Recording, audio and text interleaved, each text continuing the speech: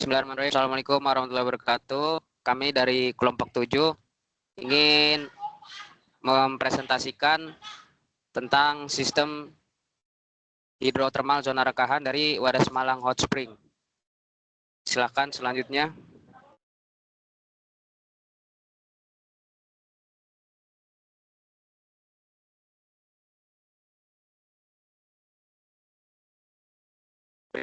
Berikut adalah sumber artikel utama yang kami pakai untuk membuat studi dari apa yang kita akan presentasikan. Selanjutnya, ini artikel penunjang kami. Next. Berikut adalah tabel kontribusi dan next.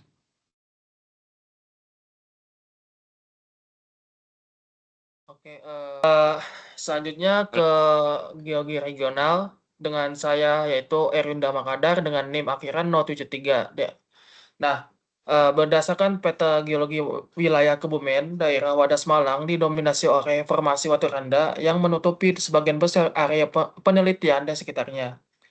Formasi ini terlihat jelas di Pegunungan Sirayu Selatan dan memiliki hubungan struktural yang kuat dengan sistem sesar regional, terutama sesar mendatar di sebelah kiri Gunung Keramat.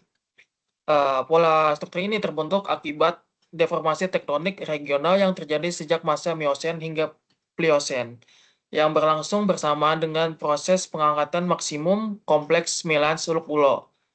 Adanya sesar dan rekahan yang tercantum pada peta geologi menunjukkan adanya zona dengan tingkat permeabilitas tinggi, yang berfungsi sebagai jalur pengaliran fluida panas. Nah, karena itu daerah Wadas Malang memiliki keterkaitan langsung dengan munculnya mata air panas sebagai bagian dari sistem panas bumi non-volkanik.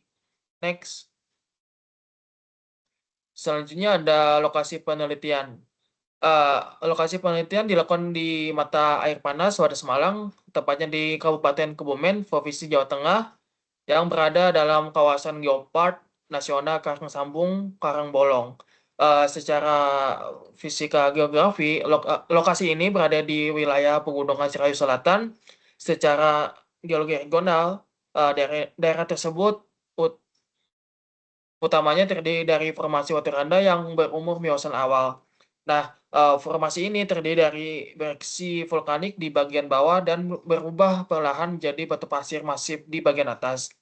Batuan bereaksi mengandung fragmen dari batuan beku, sedimen laut dalam, serta batuan metamorf yang berasal dari lingkungan recycled orogeny dan busur magmatik, serta berkaitan dengan pengangkatan kompleks Milas Suluk Pulo. Aktivitas tektonik regional pada masa Miosen hingga Pliosen membentuk struktural sesar normal dan sesar mendatar di bagian kiri yang memainkan peran penting dalam meningkatkan permeabilitas batuan serta mengontrol munculnya manifestasi panas bumi non-vulkanik di Wadas Malang. Next. Pada tahap pengembangan akan dijelaskan oleh saya, Juan, dengan NIM akhiran 119. Perlu diketahui, tahap pengembangan ini disusun dengan mengacu pada tahap pengembangan panas bumi di Indonesia berdasarkan Siaang dan kawan-kawan 2023. Pada tahap pertama yaitu preliminary survey, tahap mengidentifikasi potensi dan pengumpulan data, yang mana yaitu ada manifestasi panas bumi, lalu pemetaan geologi dan struktur permukaan seperti sesar, dan zona rekahan yang berkaitan dengan manifestasi. Lalu studi data regional. Lalu pada tahap yang selanjutnya, tahap eksplorasi permukaan, di mana menganalisis struktur dan rekahan yang ada serta melakukan survei geokimia seperti temperatur serta jenis fluidanya atau geofisika, struktur bawah permukaan yang ada. Lalu tahap selanjutnya tahap pemodelan, di mana tahap ini menyusun model konseptual sistem panas bumi dan penentuan zona prospek. Lalu juga ada integrasi data geologi geokimia, dan geofisika. Lalu pada tahap selanjutnya dan tahap terakhir yaitu tahap pemantauan dan evaluasi. Pemantauan keberlanjutan sistem dan evaluasi suhu, di mana pengukuran temperatur dan debit fluida dan kelayakan teknis dan lingkungan. Next. Oke, selanjutnya di sini saya Dinan Hasya Sarida dengan NIM akhiran 001 akan menjelaskan tujuan studi dan studi khusus geologi, bagian data dan metodologi. Untuk tujuan studi kami yang pertama yaitu untuk mengidentifikasi zona permeabilitas berdasarkan distribusi sesar dan rekahan atau kelurusan sebagai jalur fluida panas bumi. Yang kedua, menentukan tipe fluida panas bumi dan memperkirakan suhu reservoir menggunakan pendekatan geokimia. Yang pertama, studi khusus geologi. Di daerah penelitian ini dilakukan survei geologi dengan menggunakan metode remote sensing atau penginderaan jauh. Metode ini dipilih karena dianggap efektif untuk mengidentifikasi pola struktur geologi khususnya sesar dan rekahan dalam skala regional hingga skala detailnya. Data yang digunakan ada 3. Untuk data utama yang digunakan adalah Aster GDIM dengan resolusi 10 meter.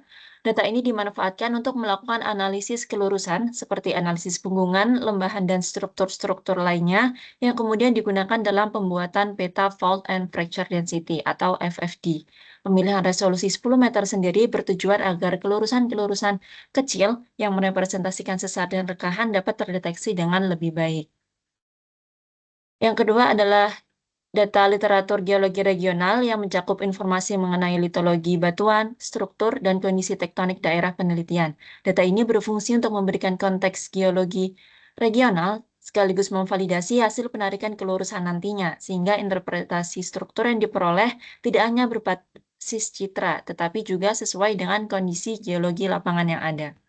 Sebagai data pendukung, digunakan juga data geokimia, khususnya informasi mengenai jenis air panas atau manifestasi panas bumi yang muncul di permukaan. Data ini digunakan sebagai informasi tambahan untuk membantu interpretasi, terutama dalam mengaitkan keberadaan struktur geologi dengan kemunculan manifestasi panas bumi. Adapun metodologi yang digunakan terdiri dari 3 tahapan utama, yaitu analisis kelurusan, metode fault fracture density, dan interpretasi spasial kualitatif. Tahap pertama adalah analisis kelurusan atau lineament analysis. Pada tahap ini, data Aster GDIM diolah menjadi citra hillshade untuk menonjolkan relief permukaan. Dari citra hillshade tersebut, kemudian ditarik kelurusan yang merepresentasikan punggungan, lembahan, maupun indikasi struktur geologi seperti sesar dan rekahan. Tahap kedua adalah metode fault fracture density. Digunakan untuk mengidentifikasi area yang memiliki kepadatan patahan atau rekahan yang tinggi. Secara konsep, nilai FFD yang tinggi menunjukkan jumlah rekahan yang semakin banyak dan intens, sehingga mengidentifikasikan permeabilitas sekunder yang cukup tinggi. Dalam penerapan metode FFD sendiri, wilayah studi dibagi menjadi kotak-kotak grid terlebih dahulu. Selanjutnya, panjang total kelurusan pada setiap grid dihitung. Lalu nilai panjang tersebut kemudian dikonversi menjadi nilai densitas rekahan melalui perhitungan tertentu dan hasil akhirnya disajikan dalam bentuk peta fault fracture density. Dan tahapan terakhir adalah interpretasi spasial kualitatif, yaitu dengan membandingkan peta FFD yang dihasilkan dengan data geologi lain seperti peta geologi regional dan sebaran manifestasi panas bumi dari hasil data geokimia untuk memahami hubungan antara struktur geologi dan sistem panas bumi di daerah penelitian.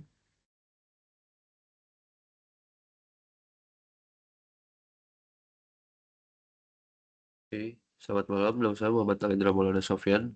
Sini akan menjelaskan tentang studi khusus dan metodologi dari aspek geokimia. Dalam studi kasus di daerah ini dilakukan analisis laboratorium pada sampel yang didapat untuk penentuan karakteristik fluida panasnya. Data-data yang digunakan antara lain data sampel air panas, data parameter fisik dan kimia, data kandungan ion mayor, dan data kandungan ion minor dan jejak.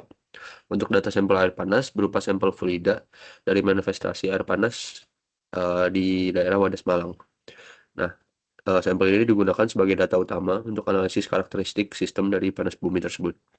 Untuk data parameter fisik dan kimia meliputi suhu air, pH, dan electric conductivity atau EC. Data ini digunakan untuk mengetahui kondisi awal fluida dan indikasi interaksi fluida dengan lingkungan permukaannya. Selanjutnya ada data kandungan ion mayor.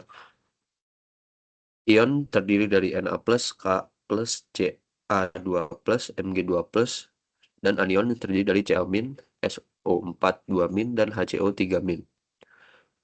Ion-ion tersebut, data-data ion tersebut digunakan untuk penentuan tipe fluida panas bumi dan klasifikasi untuk jenis air panasnya atau fluida panasnya. Selanjutnya adalah data kandungan ion minor. Ion minor meliputi SiO2, B, Li, NH4, F, Fe, dan Al. Data ini digunakan untuk analisis tingkat kematangan fluida, proses pencampuran, serta kedalaman dari reaksi fluidanya. Next.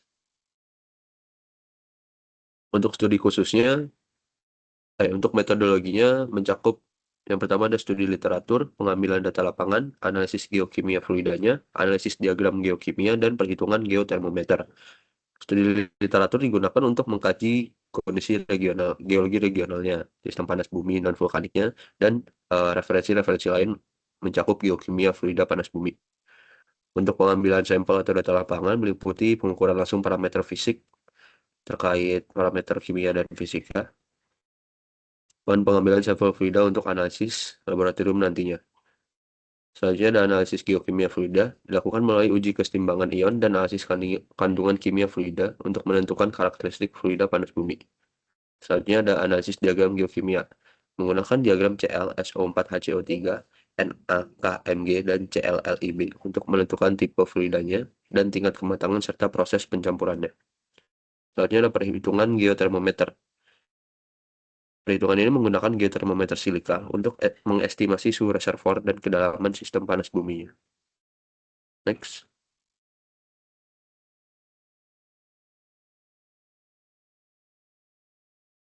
Baik, selanjutnya saya Maulaya Firdaus Cahyono akan menjelaskan hasil studi dari metode geologi dan metode geokimia. Dari metode geologi yang didapatkan hasil studinya berupa yakni mata air panas didapat berada pada zona transisi FFD menengah hingga tinggi. Kemudian struktur pengontrol utamanya adalah sesar mendatar kiri, kedung keramat. Kemudian zona rekahan berperan sebagai secondary permeability. Hasil interpretasinya adalah yang pertama, zona sesar dan rekahan berperan sebagai jalur atau akses fluida panas untuk naik ke permukaan. Kemudian berdasarkan hasil studi tersebut, sistem panas bumi pada daerah penelitian ini adalah outflow system, di mana dikontrol oleh adanya struktur dan topografi. Kemudian hasil studi geokimia yang pertama didapat bahwa setelah dilakukan analisis sampel, tipe air pada daerah penelitian adalah air bikarbonat yang menunjukkan fluida tersebut terbentuk dari kondensasi gas dan interaksi dengan air tanah dangkal. Kemudian diagram Na, K, dan Mg menunjukkan fluida berada pada kategori immature water, di mana fluida belum mencapai kesetimbangan dengan batuan reservoir. Kondisi ini disebabkan oleh pencampuran intensif dengan air meteorik. Yang ketiga, karakteristik geokimia fluida dikontrol oleh proses pencampuran antar fluida panas dengan air meteorik selama migrasi ke permukaan. Proses ini juga menyebabkan penurunan suhu dan perubahan komposisi kimia fluida. Yang keempat, suhu reservoir diperkirakan berkisar antara 70 hingga 160 derajat Celcius berdasarkan geotermometer geokimia. Selanjutnya, reservoir panas bumi diperkirakan berada pada kedalaman dangkal sekitar kurang lebih 140 meter di bawah permukaan. Selanjutnya adalah yang terakhir, sistem panas bumi Wadas Malang ini tergolong berentalpi rendah hingga sedang dengan kontrol struktur geologi yang kuat. Sistem ini juga diklasifikasikan sebagai panas bumi non-vulkanik yang bertipe outflow. Next. Oke, untuk kesimpulan hasil studi kami, Sistem panas bumi Wadas Malang dikontrol oleh struktur geologi berupa sesar dan rekahan yang berfungsi sebagai jalur permeabilitas fluida. Secara geokimia, fluida panas bumi bertipe bikarbonat dengan karakteristik immature water dan menunjukkan sistem panas bumi berentalpi rendah hingga menengah, sehingga mengindikasikan lapangan panas bumi yang masih berada pada tahap eksplorasi awal. Sekian presentasi dari kelompok kami. Terima kasih. Assalamualaikum warahmatullahi wabarakatuh. Waalaikumsalam.